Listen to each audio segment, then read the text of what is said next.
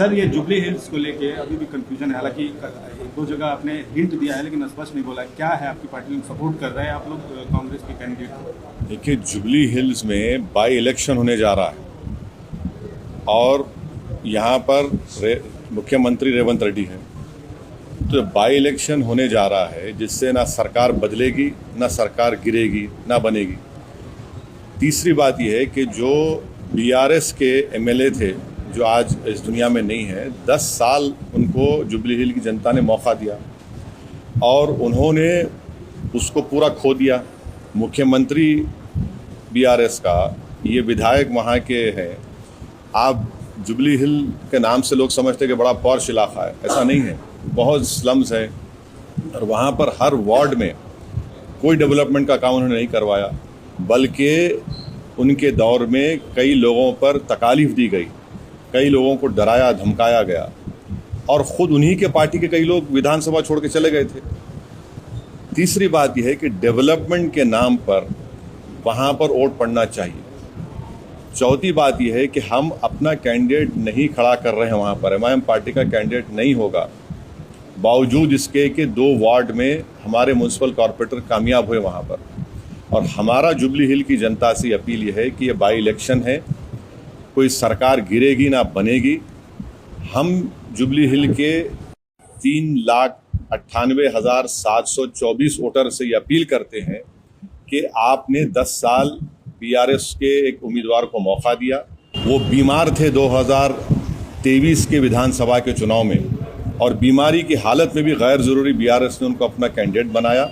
मगर अब की बार वो एक जुबली हिल की डेवलपमेंट के लिए तमाम वोटर से अपील कर रहे हैं कि वो एक नौजवान नवीन यादव को अपने वोट दें ताकि वो जुबली हिल में डेवलपमेंट ला सके। नहीं, सुन, फर्क है कैंडिडेट। सुन, सवाल उठेंगे, उसका नहीं है। मगर आपको पार्टी का जो फैसला है वो सुना रहा हूँ, पार्टी का फैसला यही है। और आखिरी बात, बीजेपी का वोट परसेंटेज बढ़ गया। कैसे बढ़ा? 2023 के तेलंगाना के विधानसभा में बीआरएस पार्टी का वोट था 37%। 4-5 महीने के बाद जब पार्लियामेंट के इलेक्शन हुए, बीआरएस का वोट हो गया 15%। ये जुबली हिल सिकंदराबाद पार्लियामेंट कॉन्स्टिट्यूंसी में आती है। आप यकीन नहीं करेंगे कि 16,000 वोट मिले खाली बीआरएस को, 70,000 वोट मिले बीजेपी को, 1 लाख के करीब मिले दानम नागेंद्र को। 7 विधानसभा जो तेलंगाना के पार्लियामेंट क्षेत्र में आते हैं, 7 में से 2 पर ही जीती कांग्रेस, एक नामपल्ली जहां से एमआईएम का एमएलए था और जुबली हिल्स। तो ये जनता को ये देखना है, बीआरएस का वोट गिर चुका है, बीजेपी का वोट बढ़ा है और इसीलिए पार्लियामेंट के चुनाव में एक भी एमपी बीआरएस का नहीं कामयाब हुआ है। तो अभी 2.5-3 साल बाकी है सरकार को। तो इससे इसको इस तरह से आप लोग राय को पहाड़ मत बनाइए। जब विधानसभा के चुनाव 2028 में होंगे, आप देखेंगे एमआईएम जुबली हिल में क्या करेगी। सर, लेकिन अभी सवाल ये उठ रहा है कि आप जो है बिहार में कांग्रेस को हराने की बात कर रहे हैं, यहाँ कांग्रेस को सपोर्ट कर रहे हैं। नहीं, देखिए, तो ये अच्छा सवाल है। बिहार में अख्तरुल ईमान साहब ने, एमआईएम पार्टी ने लालू प्रसाद यादव को एक लेटर लिखा, जनाब खरगे साहब को लेटर लिखा, सीपीआई एमएल के जो लीडर है उनको लिखा और सीपीआई के लीडर को लेटर लिखा। लिखकर क्या कहा कि हमको शामिल करिए। फिर तेजस्वी यादव को लेटर लिखकर कहा कि हमको 6 सीट दीजिए। यहाँ पर सरकार बनाना है।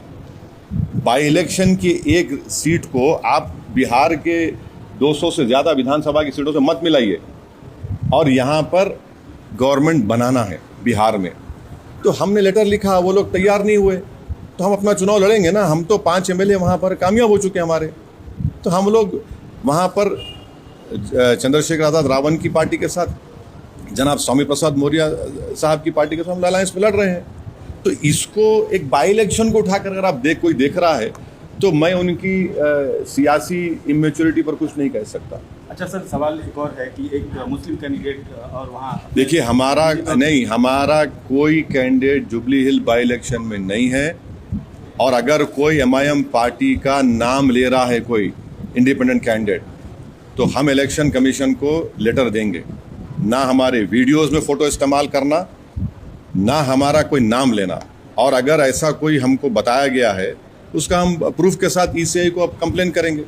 नहीं, आप क्योंकि माइनॉरिटी की तरफ से एक तरह से इस चुनाव में रिप्रेजेंट कर रहे हैं, उनको सपोर्ट कर रहे हैं, एक माइनॉरिटी लीडर के खड़े होने छोड़ दीजिए ना, वो छोड़, ऐसे बहुत लोग आते हैं, बहुत लोग आते हैं, आते रहेंगे, उससे फ़र्क नहीं पड़ता। ऑफिशियली जो हमारा स्टैंड है वो चुका है, बोल चुके हैं आपके सामने।